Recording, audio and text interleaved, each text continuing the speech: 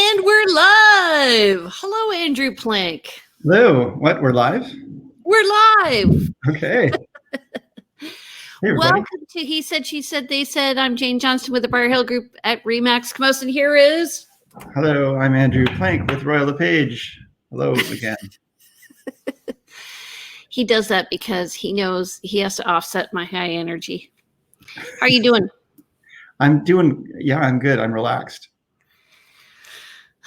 Well, I had an interesting weekend. One of my clients was interested in a property. I drove by and saw signs. I called the agent and tried to get in to view the property. I was told I have to wait till Monday.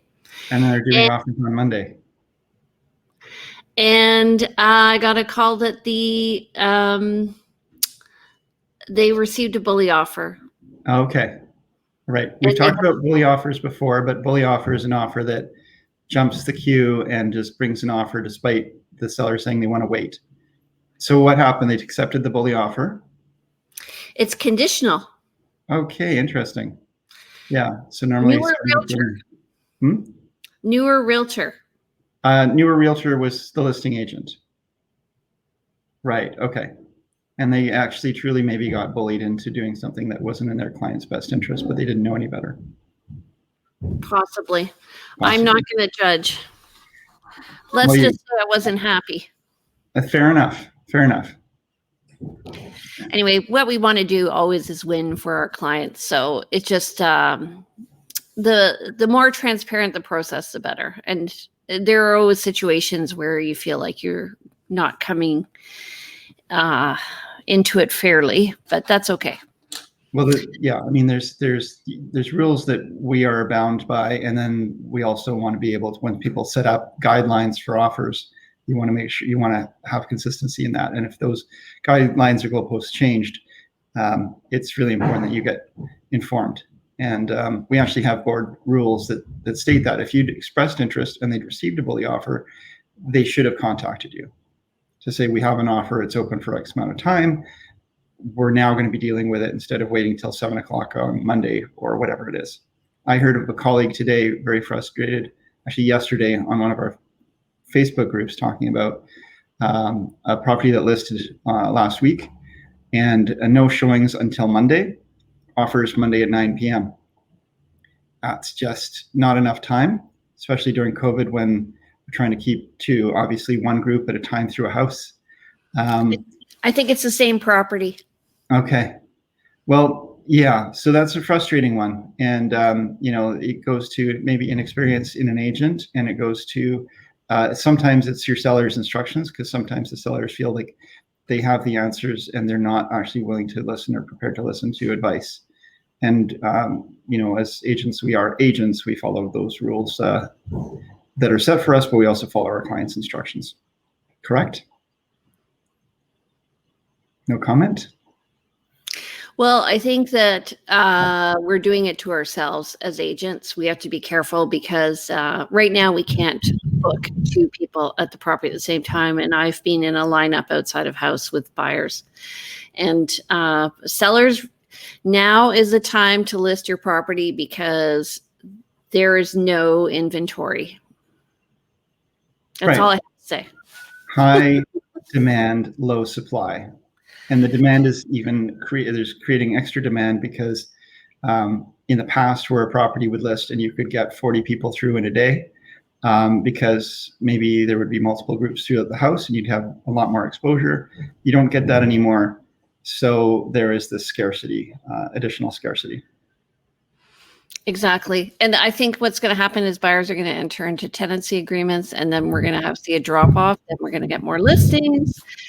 Well, I was talking with, it's true. I was talking with one person, not my client, but someone I know who had made an offer on one of my listings. And when he checked in with me about a different matter, where we have a business relationship, I said, well, hey, did you ever buy a place? And he said, my wife and I decided to get out of this rat race and we're just going to rent for now because we got tired of chasing this dragon by the tail. So yes, I agree. We'll see more of that as people get priced out of the market. Okay. And how was your week other than that? Good. I know I'm still like my girlfriend's recovering from a car accident. So we've been that's been a long time. We've been dealing with that. But we got out this weekend for a couple of good. Out for a roll. I took her out in the wheelchair and walked along the West Bay Walkway with her, and got some fresh air. And we went for a couple drives and yeah, got out a bit, which was great. And then some work, not super busy with work, but it's not because I don't have buyers. It's because there's nothing for them to buy. So a couple showings, but not much. I do have a number of listings that look like they're going to be coming up in the next 2 to 4 weeks. So interestingly, I am listless. You are listless, yes. I've been selling everything. I don't have anything left. So if you guys want to list your property, let me know. Okay, but let's first of all look at the stats, shall we? Oh, yes. How exciting. And I've got this handy dandy computer now so that I can see both. There we go. Well, look at that. I love the graphic. This is new. You didn't share this with me. Do you like that? This is a PowerPoint thing, isn't it? Yes. I like it. It looks good. I have fun with PowerPoint. Okay. So here are the latest stats. Do you want to do full screen on that? Because I can see like your upcoming screen and all the extra screens below. I don't know if you want to make that bigger. Sorry. Display. Swap displays. There you go. That's better. Yeah. Okay. What would you do without me? Okay, so list to sale ratios 1-to-1. New listings. Wow, exactly 1-to-1. Yeah. Yeah. This is just for the last week. So price decrease is interesting. Remember we were talking about having like 70 in the fall? Mm-hmm. And then we're down 22. To 22. Yeah. 7 price increases, which is interesting to me. Mm-hmm. I don't know about you, but I've, had those conversations with a client where you say, okay, let's list it at, $699.9, and they say, no, let's go with 7. And then you've got in your head for whatever reason, $699.9, you put it in, you hit enter, and you go, oh no, it was wrong. And then you have to go in and make the change. And so then it shows up as a price increase of $1 or whatever it was. Or I have seen agents also put in, 50,000 instead of 500,000. Yeah. Or and same other way around, 50 million instead of 5 million. 5 million. Not many properties that high. Okay, but end of month statistics, which is interesting to me. Oh, so first of all, solds, those are properties that were negotiated probably in December. So we're just not going to look at those. But overall, net unconditional sales, 646 compared to 411 last year. So we're up. Just a bit, just a titch. But sales, new listings is almost on par with last year, which is good because I thought we were behind. Right.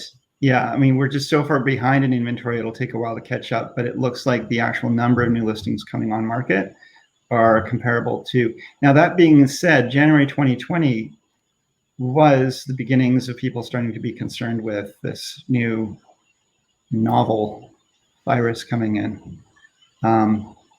So I'd like to see how that compares to prior Januaries as well. Yeah, and I was going to say that upcoming for the next few months, it's going to be, the statistics are going to be skewed. So really skewed, yeah. Okay, and then active listings is important, 1,321 compared to 1958. And 1958, I would say, would be normal for last year. Yeah.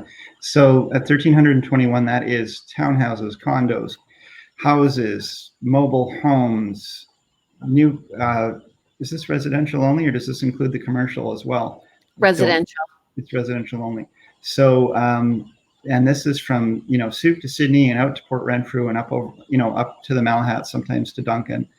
It actually could include some other board listings too. If someone has listed a property from this, they're physically here, registered it on our board, but it's actually physically located somewhere else in BC. So that 1,321 is not a large number. No. When we got into real estate, the number was 3,600 and we thought it was a fast market. Mm-hmm. Just saying. I'm glad you can remember that far back. Okay, so we're going to be talking today about pets and specifically rules and regulations around pets. So there are bylaws and there are rules. So bylaws cover many different areas, and what it does is it talks about the management and maintenance and the use and how the common property and common assets of the strata corporation are managed. Below is where I went to get the information if you're interested. And then go ahead. I was just going to start with a 10,000 foot view here and say, we're talking about buying a home, and if you have pets or are concerned about somebody else having pets in their neighborhood, what do you have to be aware of? And so one of the main areas where there are rules around pets is in stratas, which is where you're going to see bylaws.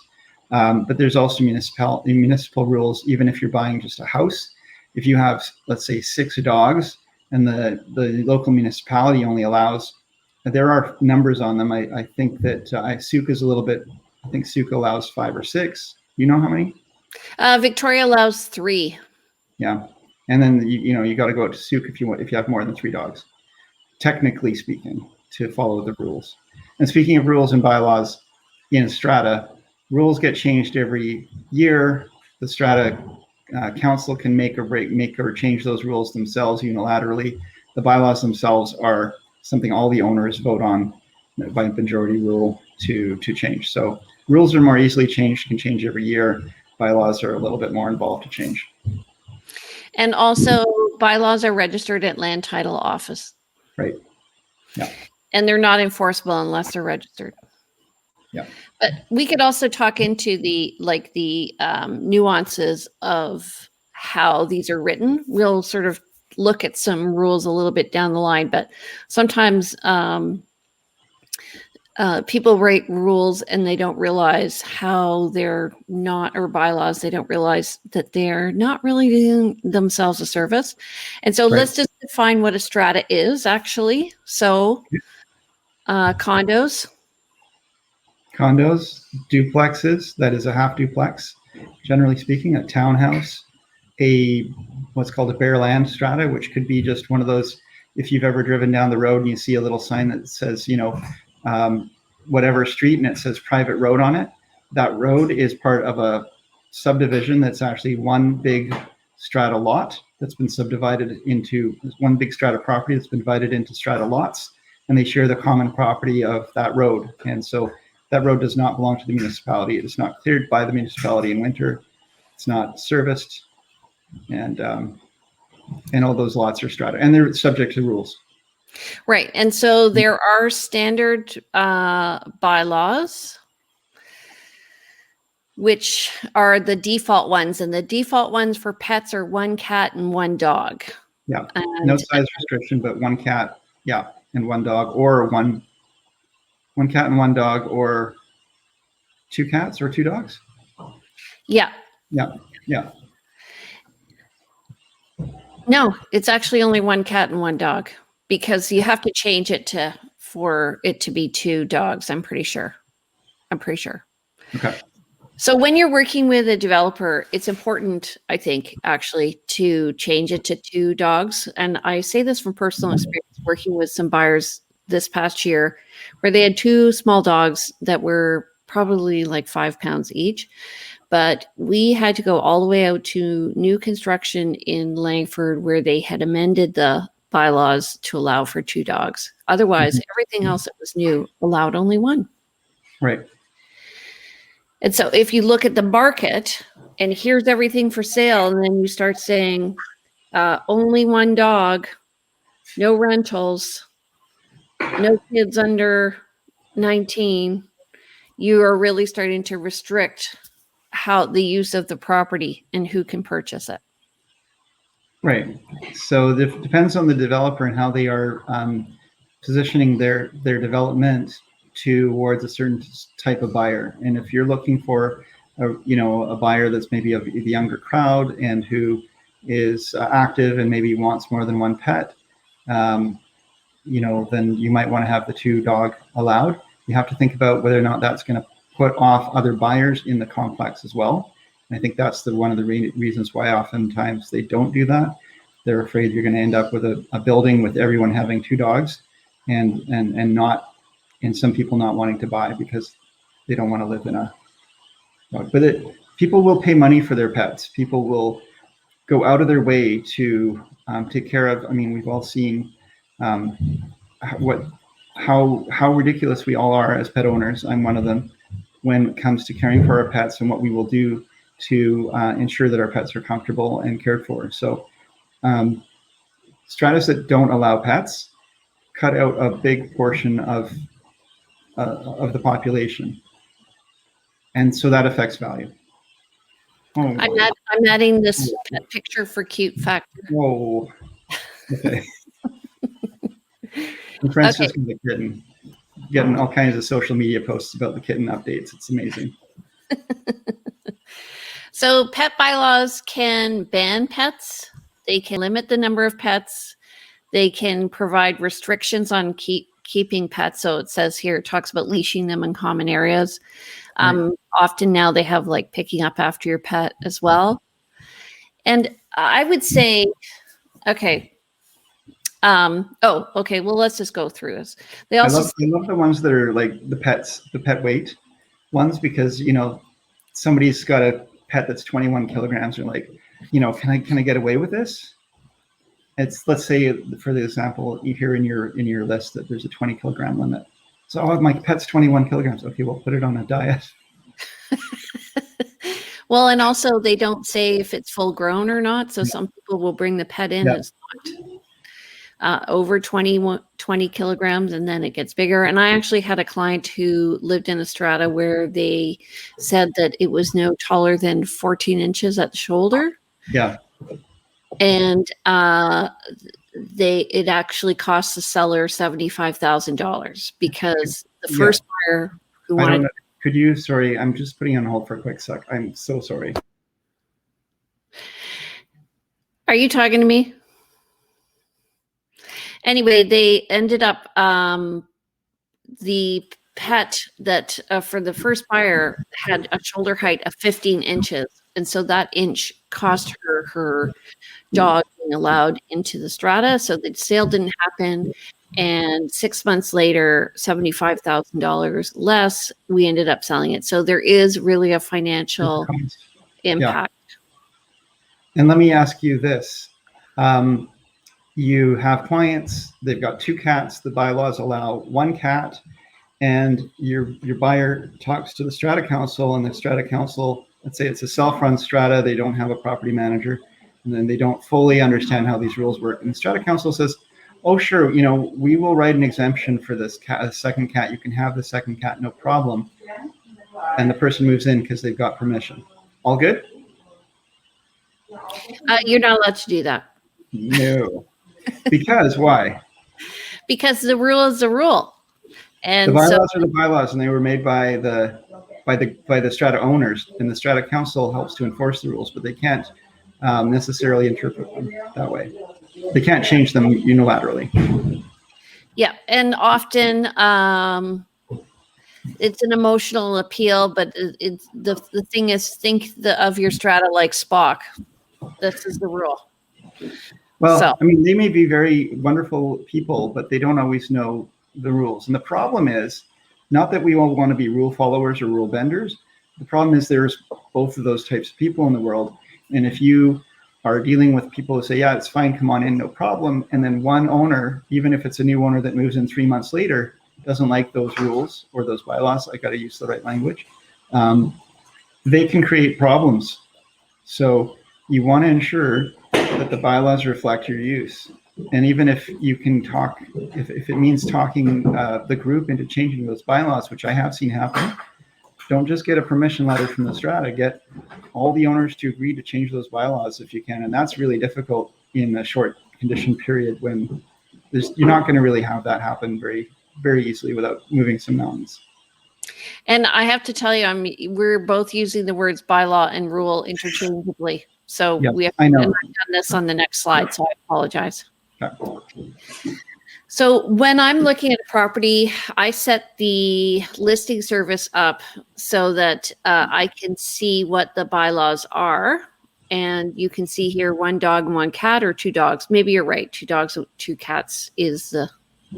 I have to check that out. And then there are numerous different ones. So, for instance, I had clients who were interested in buying a condo and they knew they wanted to bring in a dog. So we went through every single one of the bylaws to check to make sure that they could bring a dog in eventually. And this can change, but then they can grandfather it in. Yeah, and I was just going to mention that. That's a really important point, is that, if you love pets and you love your dogs and you have an elderly dog and you plan to get another dog when that dog is gone, bylaws allow dogs. You buy this unit and then you find that all the owners have been really concerned around barking and noise and excrement or whatever it is. And they decide at the next AGM to not allow dogs anymore in that building. Your dog is grandfathered, your current dog is fine, but the fact that you were allowed dogs when you moved in doesn't mean that after that dog has crossed the Rainbow Bridge, that it is okay for you to get another dog. At that point, if all the owners have decided, or if a majority of the owners have decided and they change those bylaws, you're done. Right. I just want to say that there is a propensity to have people not they look at size, and I'm not sure why. I don't know. Good. Yeah, that's another really interesting one. I've over the years, I've really noted this, is that, you have size restrictions either for weight or for at the shoulder. Sometimes there's restrictions on certain breeds of dogs. And the argument I'm often hearing is, it's the small dogs that are the loudest. They're the ones that are making the most noise. They're the ones that are being the most vicious. And it's the larger dogs are sometimes actually much more stable and, when they're well trained. And I guess that's the main thing. I'm not a dog owner. I haven't, I can't speak to this, but it's the impression that I've gotten. I think that people have some misunderstandings, or when you got to think about the intentions they have when they're making these rules and bylaws, not rules. Right. And so I guess some takeaway points is, number one is you're limiting who's going to buy in your condo, which affects your resale value. As I mentioned, I gave you the $75,000 impact of that 1 inch on the shoulder. Yeah. Number two is looking at 1 versus 2 dogs. Often people who are dog lovers love having 2 dogs. And I would say the rules come about because somebody is not treating the building well, like either the dog is peeing or pooping in the hallway and the owners aren't cleaning up after them. So really, if you want a pet, be a responsible ownership. Yeah. And the other thing is just looking at where all the bylaws stand in your building. And often the older the building, the more the bylaws. And again, this affects resale value. I'm not sure if CMHC looks at that for insurance purposes. I'm not aware of that, and it's a great question for a mortgage broker, but it doesn't sound to me like something. It's nothing I've ever experienced or been on the radar. I don't think that's probably something they would get involved in. But yeah, I mean, realistically, when you have pets, look really closely, not just at the current and existing rules, but what's the spectrum of ownership in the building. Is everybody own dogs? Or you're going to be more likely to keep dogs in that space? Is there just 1 dog currently up in the 5th floor and it's yapping all the time, and the owners are all, elderly and tired of this? You might find that there's a bylaw change coming. So there's no set rules. All you can do is sort of try to predict the future by what has happened in the past. Exactly. Yeah. Okay, so one comment here: larger dogs have the potential to create more damage, but are less likely to damage anything. Yes. Right. The impact. True. Yeah. So you're more likely. That's what I think too. Like, so if you have a I've seen rentals where there's been a badly managed dog and there's created a lot of problem. But that's not to say I've also seen like small dogs pee all over. In one case, it was all over all of the blinds. They were those paper blinds, Right. and wicked it all up. Well, the other side of this is too, you know, when you get a pet and it's well trained and it's well behaved and it's a perfect pet, you know, health issues can arise, which may cause other issues, which could include incontinence and all kinds of issues with in the hallways and so forth. So you're laughing, but it's true. So this is the thing. I've lost her. We've lost Jane. We've lost Jane, ladies and gentlemen. Okay. Did we go down a rabbit hole? Is that what you're laughing about? It's true. What about so other pets too, though? I mean, when we're talking, we said mostly dogs and cats, but there's birds, there's aquarium animals, including fish and reptiles. I